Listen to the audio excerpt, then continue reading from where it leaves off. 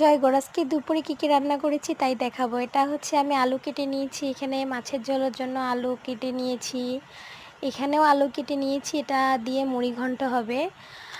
তো তারপরে কুমড়ো ফুল দুটো নিয়ে আসলাম, দেখলাম যে দুইটা ফুটছে, তো এই কুমড়ো ফুল দিয়ে বড়া করব, আর ওই কুমড়ো শাকটা দিয়েও একটা নতুন রান্না করব।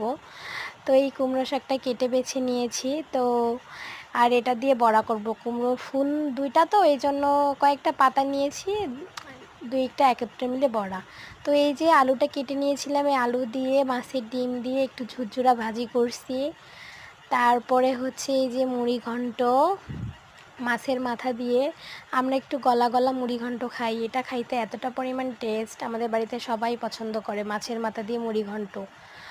তো আপনাদের দেখাইছিলাম না কুমড়ো শাকটা কী করেছি, এই যে কুমড়ো শাকটা দিয়ে পাতলা মাছের ঝোল করেছি। কচি কুমড়ো শাকের আগা দিয়ে পাতলা মাছের ঝোল এতটা টেস্ট লাগে। তো ওই যে কুমড়ো শাক দিয়ে মাছের ঝোল, এটা হচ্ছে কুমড়োর পাতার বড়া আর ফুলের বড়া। Tata, bye bye.